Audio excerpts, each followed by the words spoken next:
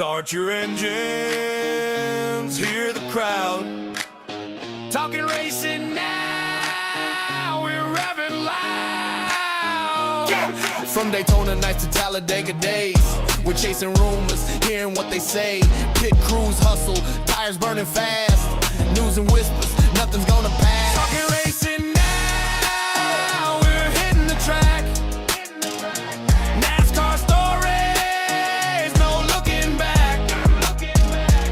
Engines roar and the fans all cheer. Every lap we're bringing the latest here. From rookie rides to legends known, victory lanes and dynasties grown. We'll spin the tails where speed's alive. Every week the racing vibes survive. Racing now, we're hitting the track. NASCAR stories, no looking back. Engines roar and the fans all cheer. Every lap we're bringing the latest here. Green flags flying, hear the sound. Talking racing now, the best show around.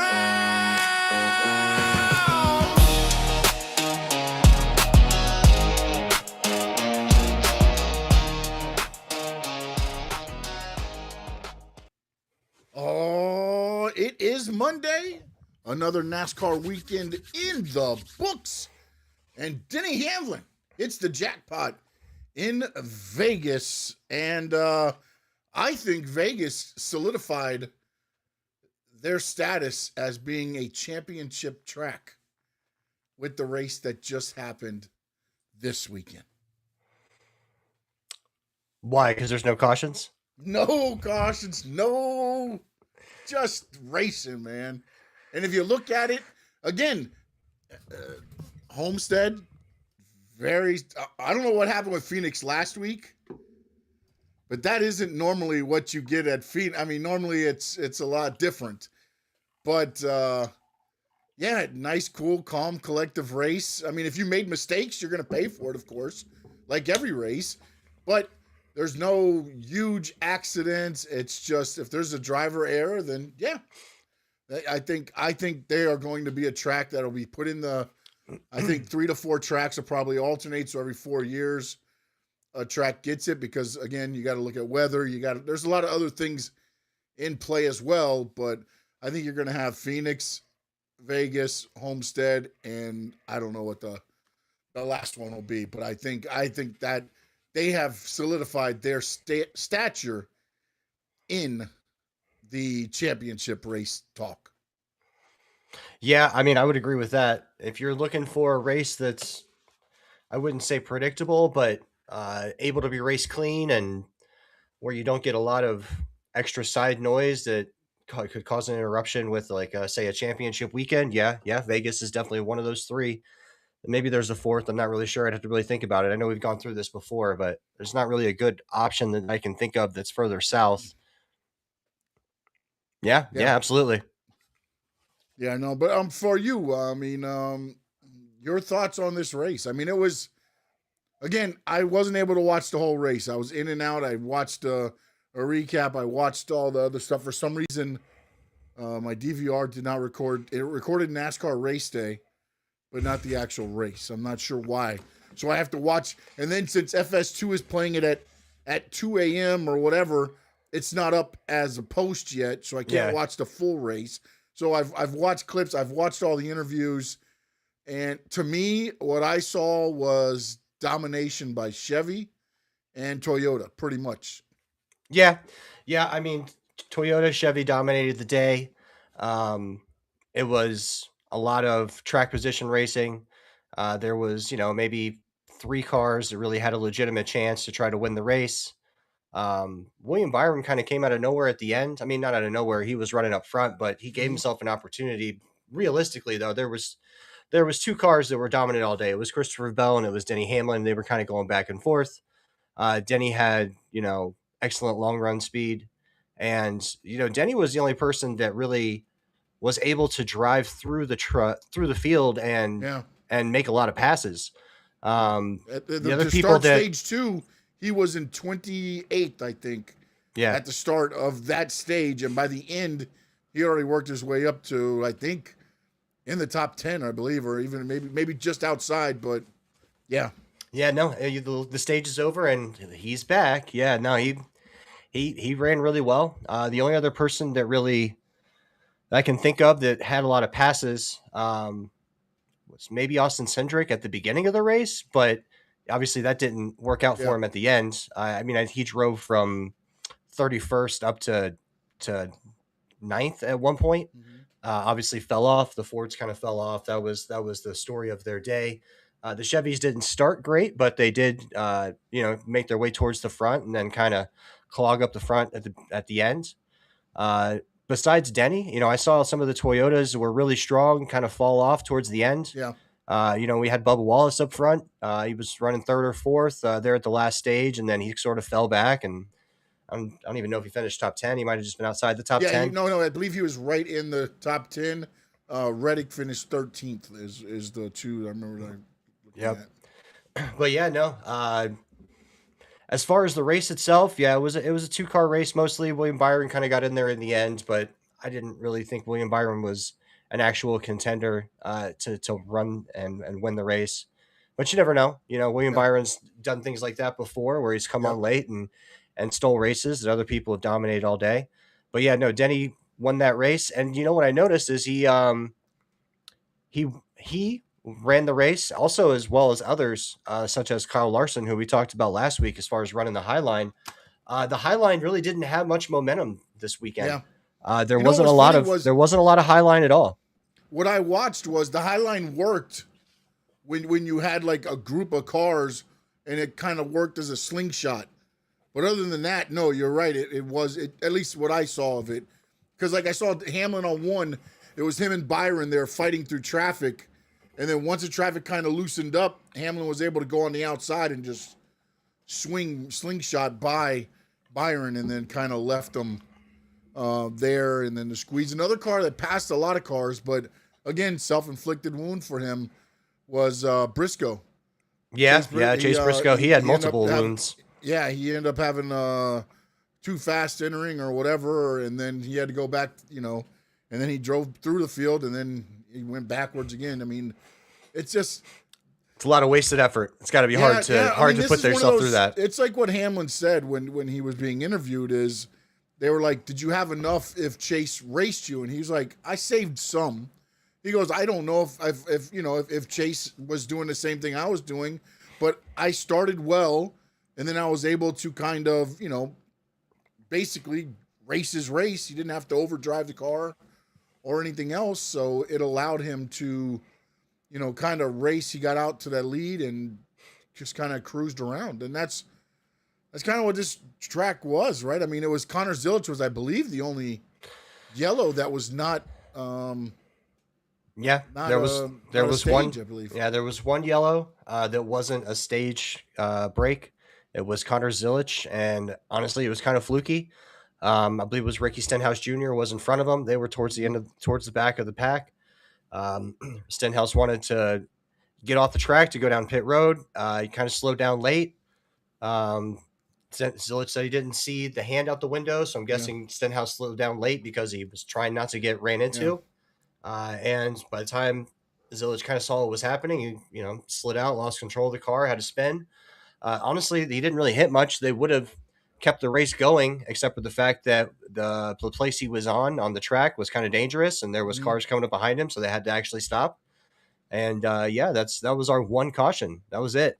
And that one caution, man, it really screwed Ryan Blaney and Austin Cindric. They had just entered the pit. Ryan Blaney had just pitted, and then Austin Cindric was on pit lane. There was some talk as to whether or not he was going to get some advantage out of it, but it turned out he didn't.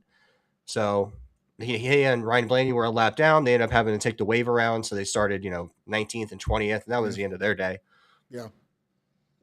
Yeah, because they weren't those cars. It didn't seem like a lot of people had the ability to pass cars the way Hamlin and again, Briscoe passed a lot of cars, but by the time he did, he wasted everything to get to a certain spot, and then he just kind of stayed there. The same thing with Bubba Wallace they were talking about. Like with the Toyotas, it seemed like where the Chevys felt a little more racy, but they ended up beating each other up. I mean, it was like the three of them, Chase Elliott, Larson, and Byron at one point were just beating each other up in the front. Like I was like, okay, Yeah, they can't get up there, so they got to race for third, right? Yeah. But man, overall, what your grade for this race? As far as the entertainment value, I don't know, probably a B minus. Okay. I was gonna say more like a C, maybe a low B, high C, I guess. Because again, I think if you're there at the track, it's different than just watching it at the house. Absolutely, yeah. This is that race where you need to be there. It's just like the championship race. Honestly, man, if you're there, the atmosphere is so much different than if you're watching at home because of how safe how safe they think the race is going to be because they don't want to. Yeah, it's not really safe, but it's. And I don't want to use the word predictable because it's not exactly fair, but yeah, relatively predictable as far as like not the outcome, but the cleanness of the race. If you will. Once they spread out, there's going to be some battles here and there, but it's not everybody clogged up to where one person makes a mistake, they take out 30 good cars or something. So it is like one of the few tracks where if you have a good car that day and you get up front, you can run away from people, and. Yeah. I do appreciate that. There's an element to that that's kind of lost in today's NASCAR. So I appreciate watching it, but the reality of it is it was a B minus as far as entertainment. Now, maybe a B plus, maybe an A minus as far as entertainment for that day because we had a couple of interesting celebrities in town. I saw the Backstreet Boys were there. I saw Nick Carter. Talking to Michael Waltrip on pit road before the race started. I think he was talking to maybe Ross Chastain. Blippy, the Temu Blippy was everywhere. Not the real Blippy, but the Temu version. And I have a conspiracy on that. We got to get to that in just a minute. All right, yeah. Yeah. And, it was Tiffy time. Tiffy time was driving the pace car. Mm-hmm. So let's get to Blippy for real quick before I lose it. So I got to hear this. Yeah. So there's been a thing going around where Dale Jr. believes that Austin Cindric and Blippy are the same person. Right?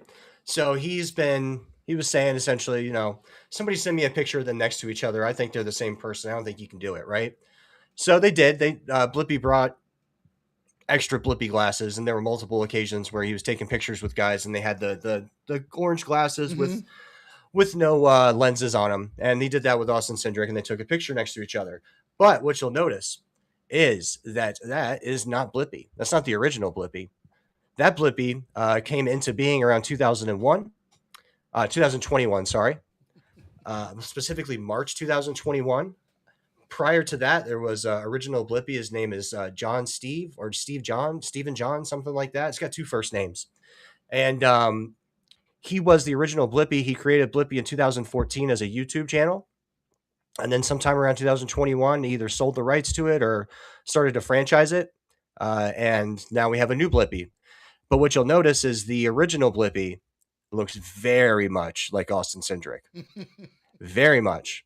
Now, what else do we know about 2021? 2021 is when Austin Cindric made his Cup Series debut as a part-time driver.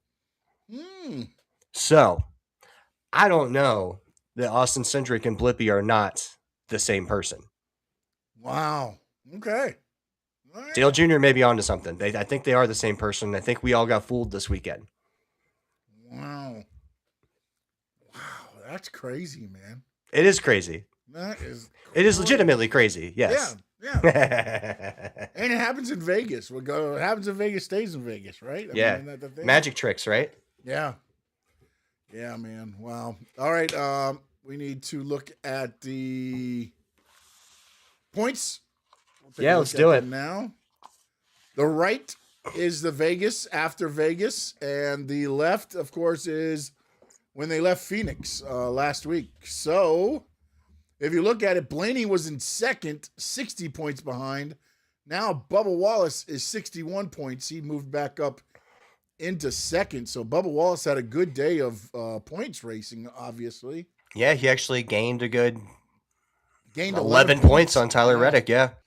Yeah, and Denny Hamlin, the big mover, of course, he's now Absolutely. 4th. He was 10th, and he's gained what was 40. he 1? Yeah. So I mean, and again, when you look at it, it's like they said, when you get to these races now, it'll start. The cream will rise to the top. Yep. And that is what you're That seeing. is what we're looking at there. Yeah, there's still some guys though that are, again, not that, but Chris Buescher's is one guy that always very hard driver. Nothing wrong with him. I just didn't. He's very consistent this year. More consistent, I feel, than in years past. And you watch him, and now it's like, oh man, wait a minute, he's up there in the top 10 in points now. Yeah, I saw a tweet that named like the 5 racers that have raced or finished on the lead lap in all 5 races, and of those names, Chris Buescher was one of them. Yeah, which, as you can see, represented in the points total right there. Yeah, Tyler Reddick was one. Bubba Wallace was one. I believe Ryan Blaney was another, and probably Chase Elliott, and then it was Chris Buescher. Yeah, and you watch, Joey Logano now took a step back. Brad Keselowski had a good run. Yeah, he got a 10. He got a top 10. Yeah. I can't see where. I don't even think he was on there last week, was he? Or where is he at? Am I missing him? Yeah, he's 16th last week. Oh, okay, there. Okay, yeah. So he moved up a couple spots. Lost 3 points to Reddick, but moved up. Yeah, 4 spots in the standings. Yeah, man. It is. These points are going to be something else. I didn't get a chance to do what I wanted to do and put the total up there, so I apologize on this one. I think if I remember correctly from yesterday, the points total for Tyler Reddick is 255. Okay. All right. What's up, Adrian? Hey, Papa, I didn't see you on there. Sorry. Uh-oh. Gentlemen. Everybody, people are going crazy at the house here. I got dogs barking everywhere, so we'll see what happens. Can we talk about Ty Gibbs for a minute? Oh, yeah. Go ahead, man. Go ahead. Yeah, so I think Ty Gibbs has 3 top 5s. Yes. Crazy. I saw that on the thing yesterday, yeah. Yeah, I think he has 3 top 5s in the first 5 5 races. He didn't take a shot this week either. No, he didn't take a shot. He's been driving pretty responsibly. Yeah. Interesting to see, some growth from the young man. Obviously, we want to see a victory. Everybody does. I'm sure he does more than anybody, but 3 top 5s in first 5 races of the year, that's nothing to sneeze at. It's very consistent, and he's rewarded with a top 10 point standing. Yeah, he picked up 9 points. So, and again, I just find it like Tyler Reddick, like he's kept the 60-point lead so far, no matter what, man. Like it hasn't evaporated at all. Somebody new's been up there, but it's been 60, 61. So that's going to be, I wonder if it's going to be tougher than we thought to kind of get back to that lead. If he keeps running, again, he had a 13th, nothing wrong with that. But after you win like 3 straight, you're like, oh, Tyler Reddick with a poor 13th. I know, how terrible. But, I mean, he still collected points throughout and finishes in the top 15. So, nothing terrible there to write back home to. The other thing, dude, I don't want to toot my own horn here. You picked, you want to get to that? I believe I picked the winner again, right? You did. That's 3 weeks in a 3? row. Woo-hoo. I know, you're killing me. It's killing me over here. Let's go. Yeah, you want to talk about the points total? I thought I wrote down who I picked, but I couldn't find my picks because I thought I went more Hendrick this week, didn't I? You did. But Hendrick was not the one that got you the win, obviously. No, I know that. Yeah. But I was like, and what's worse is he was my 3rd pick. Yeah, so we both got all 3 of our guys in the top 10. So we picked 6 of the top 10. We picked the top 4. So start off with you got Kyle Larson, who was a 7th place finish, got you 1 point. 1 point, yeah. You got William Byron, who got a 3rd place finish, he got you 5 points. Yes. And then obviously Denny Hamlin got a 1st place finish, got you 10 points. So that's 16. With your 40 from last week, you're up at 56. Oh man, I'm feeling like Tyler Reddick right now, bro. I know, you're running away. So I started off the week with 18 points, 22 behind. I picked Christopher Bell, which got me. He was a 4th place finish. He got me 5 points. I picked Bubba Wallace, who got a 9th place finish. He got me 1 point.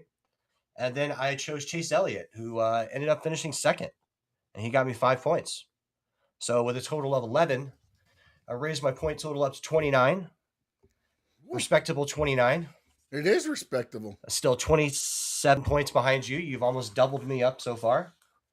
But the season is young.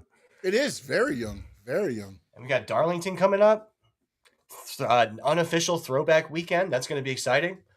Yeah. I've seen a couple of paint schemes out there that I think are going to be, pretty cool. I know that we're going to get some Greg Biffle love this weekend.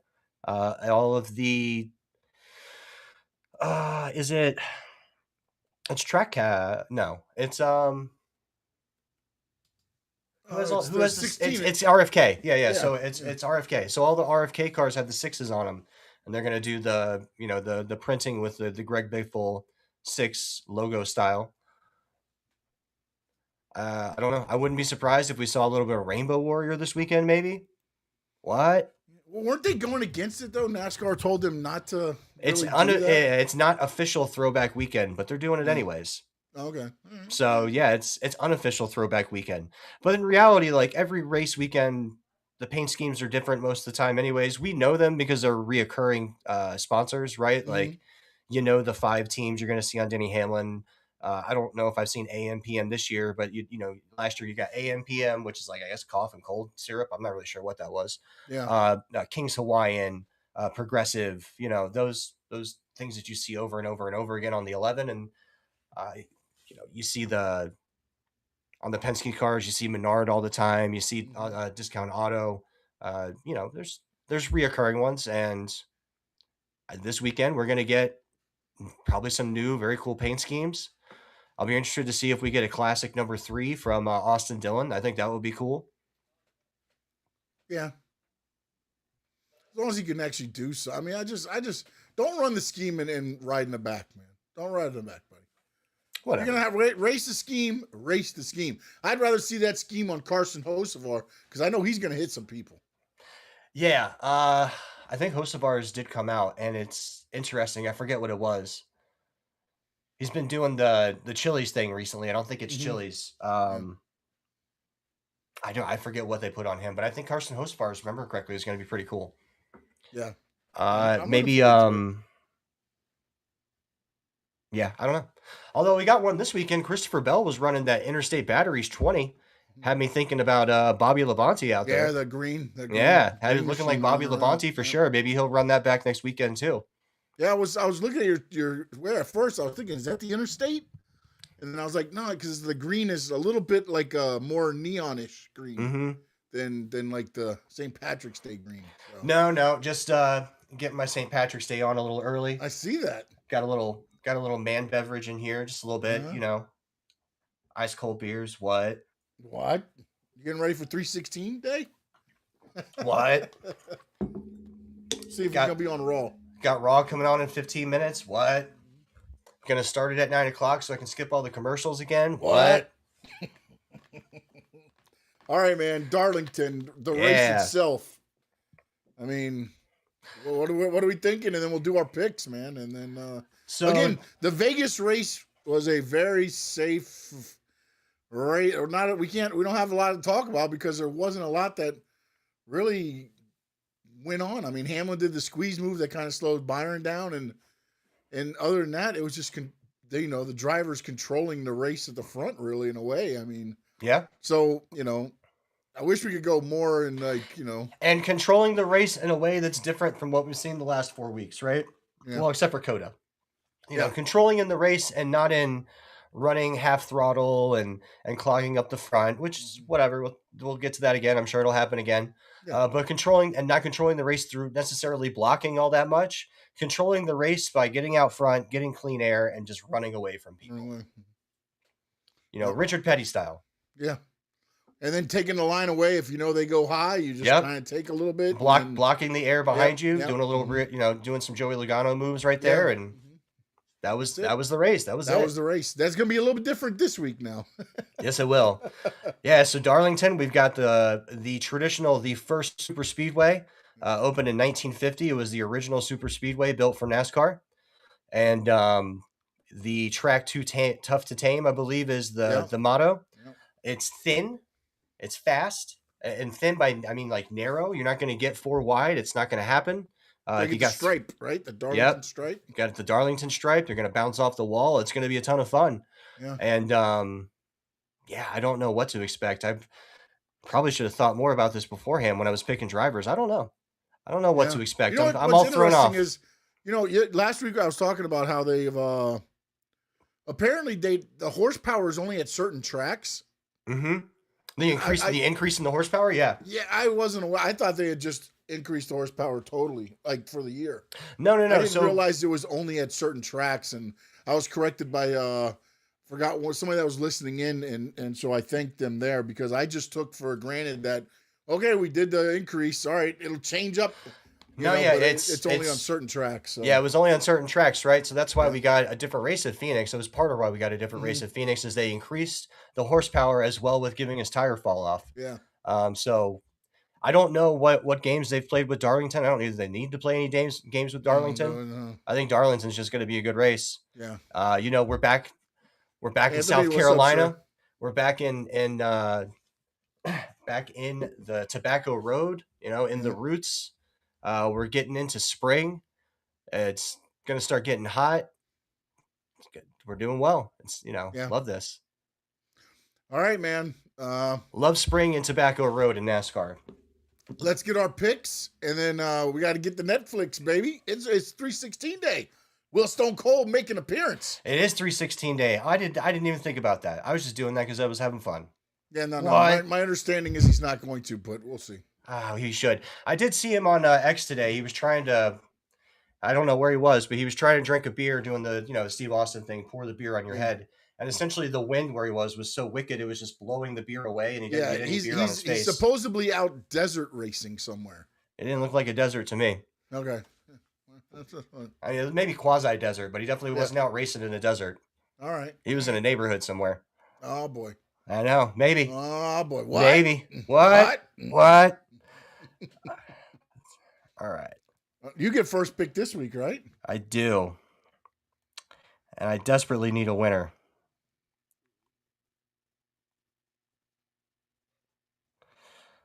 Let me get a list of people in front of me. Let me look. Oh, while I'm doing this, did you see any of the Daniel Suarez, Ross Chastain stuff I sent you? We got a little spicy on the after race. Yeah, I saw that. I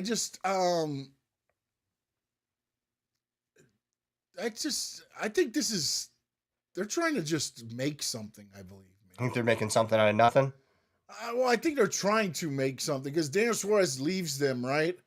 Then he talks bad about them. Then they race, on the track against each other. I feel like they're trying to self-create something that's not that maybe is entertaining to them, but not entertaining to me. Because to be honest, Ross Chastain and Daniel Suarez fight each other. They probably hit each other and knock each other out. All I know is Daniel Suarez is not to be toyed with. Yeah. He went face to face with Ryan Newman.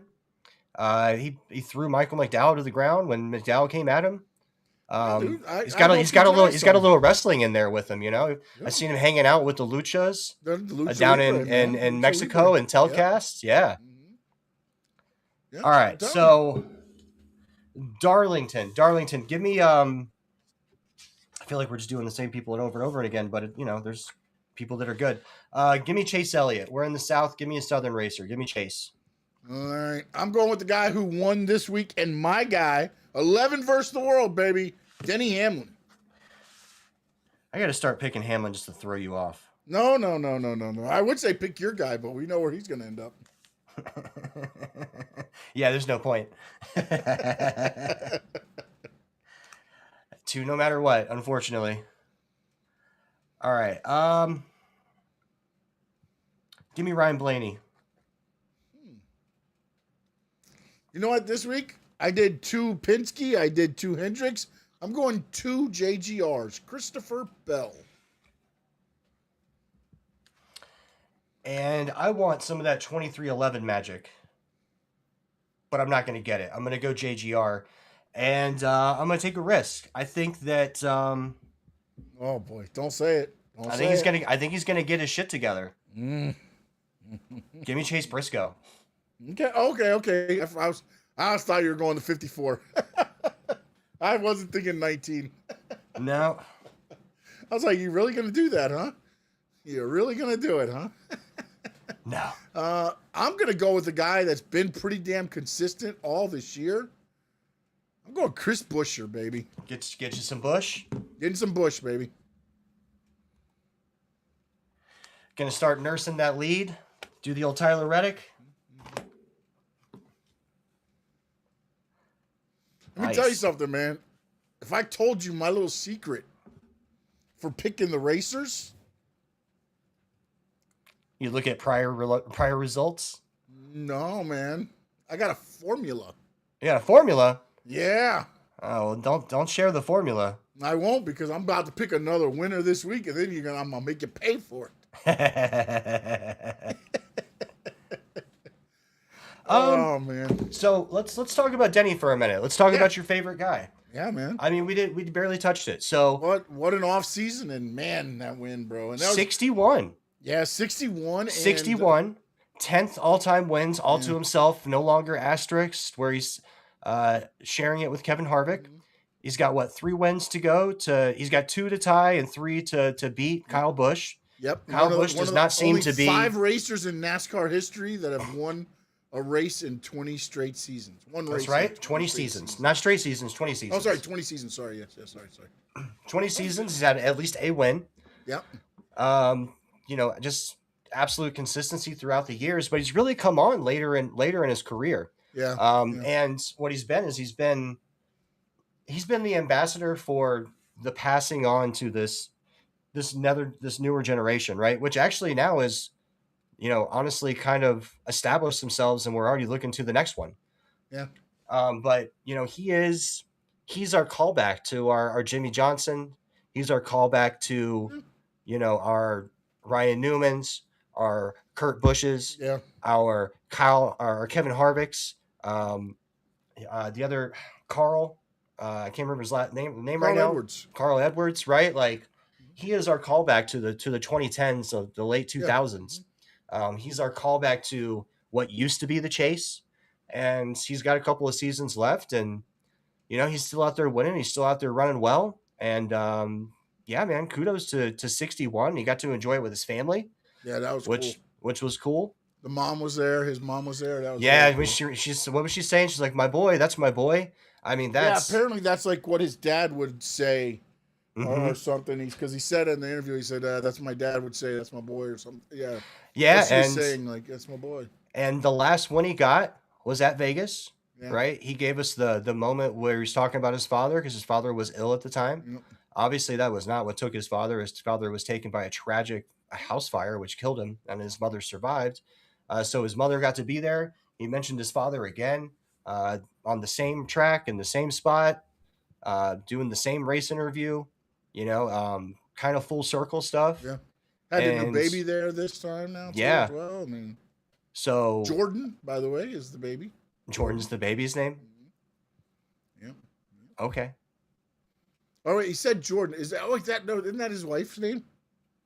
If that's his wife's name, that's even funnier. I don't know I don't know his family's name. But if he named his baby Jordan, that's hilarious. I thought that's what is. Let me see what is. If he named his baby Jordan, this is only feeding fodder to, the conspiracies that Frankie's been out here spitting. Let's see here. Here we go. Denny Hamlin's kids. Oh, no, it's not. So, okay. Oh, his fiance is Jordan Fish. Interesting. Daughters are Taylor James, Molly Gold, and his son is Jameson Drew, which was born on June 11th. Okay.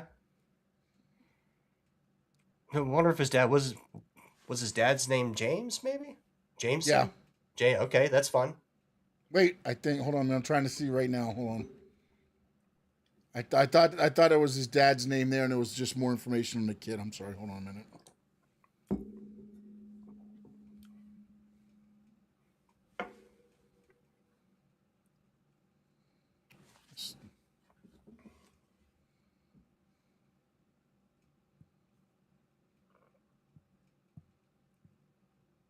No, his dad was Dennis Hamlin, and I Oh, don't see Dennis. a middle name there for him. So Yeah, maybe he just likes the name.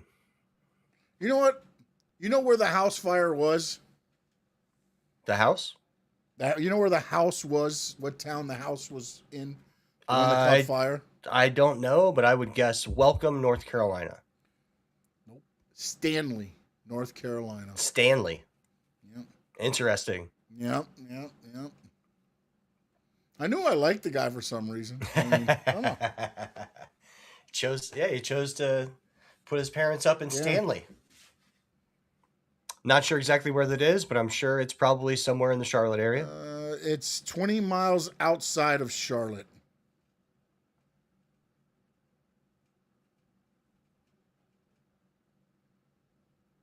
You there? Yeah, I'm here. Okay. I just got nothing to add. Oh, okay. I didn't know. I was like, you're looking at me. I'm like, oh no, you Yeah, froze no, up. we're good. Mayday. Yeah, we're going down. Oh, no, that's not a bad thing either.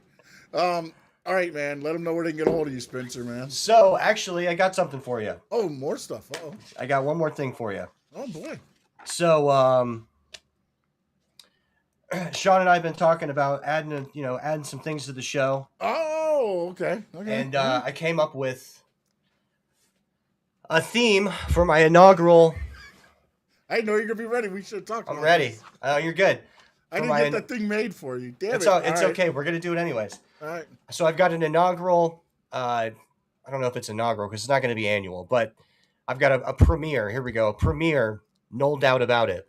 Mm-hmm.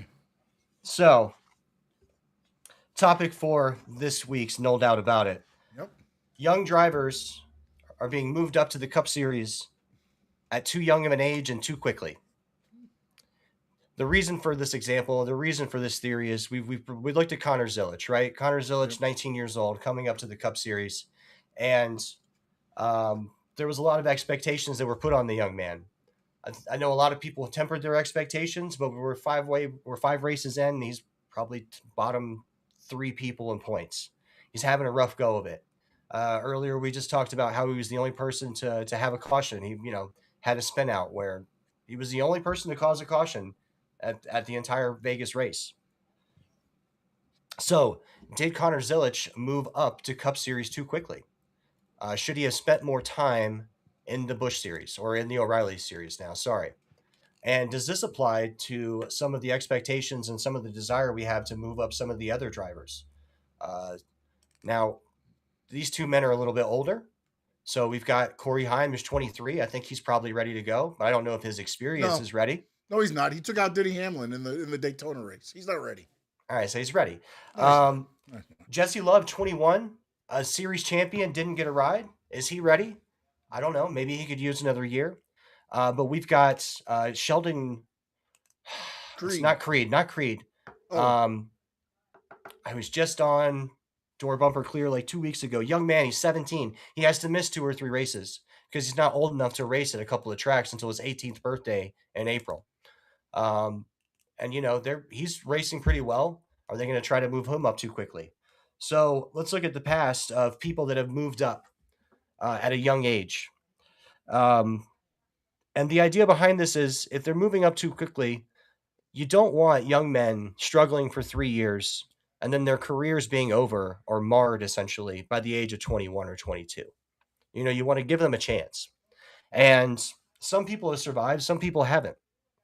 The example of someone that survived, Joey Logano, right? So Joey Logano was the youngest person to ever come into Cup driving. Still, to this day, he came in at 18 years old. His first 3 seasons he spent at Joe Gibbs Racing, and they were not good. He was a failure. He was a failure. He lost his ride. Yeah. So 2009, when he came into the into Cup Series, over the 3 years, he had 2 wins. He got 1 win his first year in 2009, and 1 win his last year in 2011. 2009, he was 20th in points. 2010, he was 16th in points. That was his best year of the 3. And then 2011, he slid back from what looked like was progression to 24th in points. And that was when he lost his ride.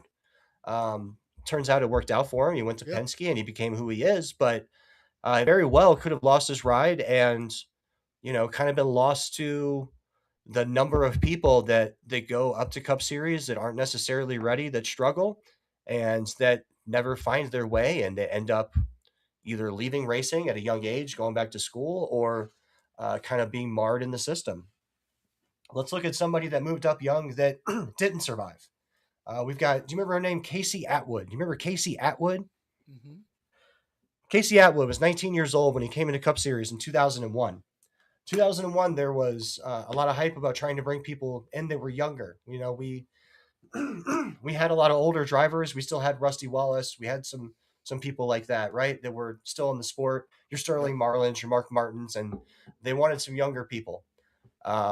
The example that was brought up was, everybody can just be like Jeff Gordon, right? Jeff Gordon came in and he had some early success. Now we'll get to him in a minute. But 2001, Casey Atwood came in at 19 years old. He lasted 3 seasons. So he got a 3-year contract, essentially, just like everybody else does. 2001, 26th in points. 2002, 35th in points. 2003, 45th in points. So every year he got progressively worse. He had 0 wins. He lost his ride, and he was never in the Cup Series again. We didn't see Casey Atwood after that. Another example, we've got Kyle Busch. Now, Kyle is the example of what can go really well from the jump, right? So Kyle Busch came in at 19 years old in 2004.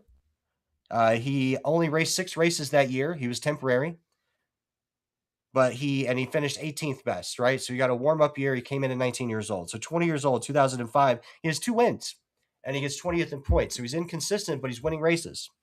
And in 2006, he gets 8 wins and finishes 3rd in points.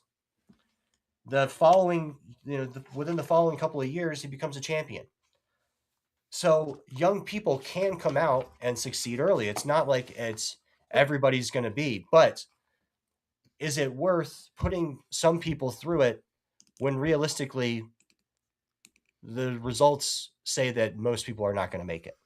But here's my question for you, Spencer, on this one. You're talking those examples. I think the next gen car has a lot to do with it, because you're going from, and again, I know there's a difference between, whatever you want to call it back then. It was the Busch Series, the Cup Series, whatever it was, the Winston Cup Series, and everything else there. How similar were those cars back then compared to what they're doing now, going from O'Reilly to this next gen car? I mean, they've always been different. They've always been different. They had, but this is totally different, right? I mean, If they're I'm not totally mistaken, again, they're not totally different. They're stock cars. Mechanic type things of it all, but they're stock cars. They're not so different. I mean, they are different, but they're not so different. They've always been differences. I don't think that there's so much of a difference between the next gen car and the O'Reilly's car that it makes it a different circumstance, where Connor Zilic is at a bigger disadvantage than other people. He can't drive now, though. I mean, I'm aware. And again, also the other problem is he went to a new team. Right. So, but he didn't go to a new team. He stayed with Trackhouse. I mean, no, yes, but a new car they only had 3 last year. They went to 4, bringing Connor Zilic in. No, if I'm not mistaken. No, right? He took Daniel Suarez's ride. Daniel Suarez was fired. Well, that's right. They changed to the 88 SVG to 97. Right. And wait, no, they got 4 cars though, don't they? I'm only aware of 3. Hold on a minute. I think I'm wrong. So let's get to an example of how it should look. All right. Jeff Gordon came into NASCAR at a young age, and he came into Cup Series at a young age, but he came into Cup Series after 3 years of racing in the Busch Series. His final year in the Busch Series, he never won a Busch championship. His highest finish was 4th, but he caught the eye of Hendricks, who was a relatively young team at the time, and, he got a ride with Hendricks after 3 years in the Busch Series. So he enters Cup Series in 1992. He's the young guy. He only races 14 races his first year. So once again, they're coming up slowly. You go 3 years in Busch. Then you've got a sort of a teaser season. 93. At that point in time, he's 23 years old. He has 1 win, and he's 3rd in points. 1994, 2 wins, 2nd in points. Consistency, great team. And then obviously in 1995, when he's 25 years old, he becomes the youngest champion of all time. What I'm getting at is there is room to bring up young drivers, but it doesn't need to be 19 years old, 18 years old. The Jeff Gordon example is the better example. These drivers need to be staying in the O'Reilly series longer. They need to be having more time learning their racecraft, learning these tracks, really, because the knowledge of the car is one thing, the knowledge of the track is another. And you're not going to get out on Darlington in a sprint car. You're not going to get out on Talladega in a late model Monte Carlo, right? Like, it's not going to happen. But where it will happen is in the O'Reilly series. That's what it was meant to do. The O'Reilly series is meant to be the come up league. It's meant to be the league where you grow and then we pick you from there and you come up to Cup. But having one season and then leaving at 19 years old doesn't do Connor Zilic any good, and it won't do anyone else any good anymore. So, in my opinion, it is appropriate that we should have our drivers stay in the Busch Series longer and that we stop having 19-year-olds come up to the Cup Series. And there's no doubt about that.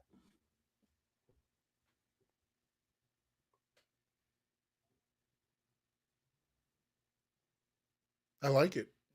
Yeah. I like the thing. I kind of agree and disagree with it. And here's the reason I agree they need to get the seasoning. But the problem is, unless they force these owners to use O'Reilly as a minor league, it will never happen. And the problem is, the bigger teams will not do that because they want to win money. Well, they want to get the talent they're young. not going to have to be, they're getting the best talent that they feel they can do there. And just like with Trackhouse, they're the ones that went after Connor Zilic because they wanted him first. Well, think about Trackhouse, right? They didn't want him to wait, and then what? He's going to go to Hendricks. Well, Trackhouse is an interesting situation, right? So Trackhouse is breeding young drivers. Yes. So Trackhouse has its own track in the Carolina area. People, they race every weekend. They race all sorts of stuff. They race karts, and young men and their families are moving to North Carolina to race at Trackhouse every weekend to get to competitively race against the best. Yeah. Right. And they are literally breeding young drivers. So you've got Connor Zilic who comes in, and they signed him at an extremely young age. He signed a 3-year contract at 16 years old. I mean, this is his last year at Trackhouse. So for them, if you don't move him up now and get him comfortable and try to lock him in at the end of the season, you risk losing him if you run him in a Busch Series another year because he's going to be done. And then he has all the other, teams to go possibly take a ride from. And who wouldn't want a shot at Connor Zilic, right? So I understand why Trackhouse. Well, I don't know. He might be hurting himself this year. He is now. Mm-hmm. But hey, if you're Trackhouse, you're happy, right? Like, I just look at the points. He's behind Cody Ware. Yeah, no, it's the bottom 2 or 3. Yeah, it's not going well. Yeah. And hopefully it'll get better throughout the season. I'm sure it will. But a couple of years in Busch or O'Reilly, sorry, maybe the transition's a little easier. Maybe you get a Jeff Gordon style transition. To me, it's almost like what happens with WWE and NXT now. It was set up that way, but now when they got TKO going, we're paying these guys a lot of money. They better be performing and get up to the main roster. And I think that's what you're seeing from these teams. But again, and then we get a lot of flops and mistakes made. Some of that may change once all this kind of, this last off season, everything kind of happened. But I'm sure a lot of teams weren't able to get all the inner workings of everything they can do now with the way the charters are going to be now, the evergreen charters. Yeah. So maybe that frees up some things because now you don't have to worry about, you can take a chance on a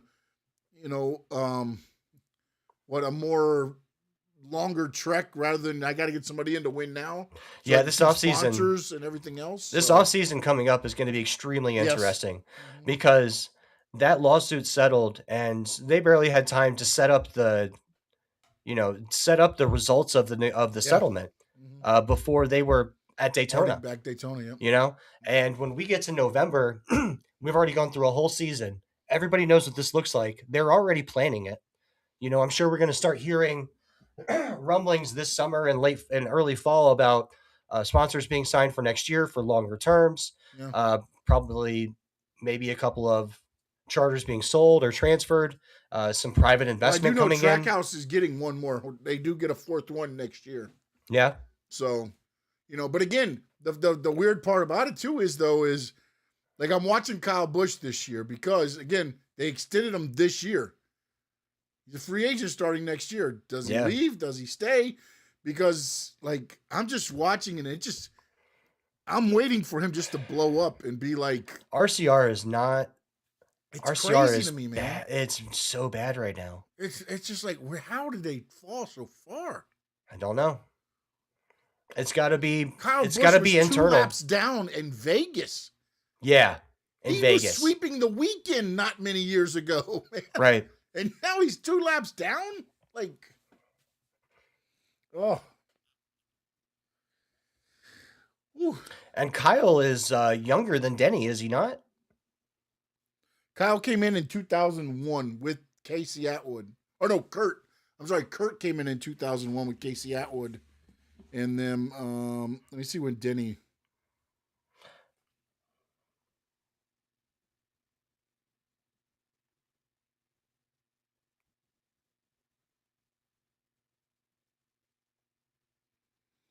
Sorry. No, you're good. Kyle Busch was born in 85, so he's 40 years old. Yeah, so he came in 2006 was his rookie year. Yeah, so he's 40 years old. He's 4 years younger than Denny. Is that what it is? 4 years younger? Yeah. And I know everybody ages differently, but I just don't know that it's not equipment because it's not like anybody else or Richard Childress is doing very well right now. I mean, we never talk about Richard Childress. Have we picked a Richard Childress car this year? I haven't picked one. I think I picked Kyle Busch at Daytona 500. I think I picked him for that one because he was up front. I figured, hey, this is the year because Austin Dillon does run good at the speedways. Yeah, he does. He's usually figured up there, So I'm like, hey, maybe this is the year for him. And you know what the funny thing too now? I want to talk about it a minute ago, and it just reminded me because we started talking about with Kyle Busch. Denny Hamlin was booed.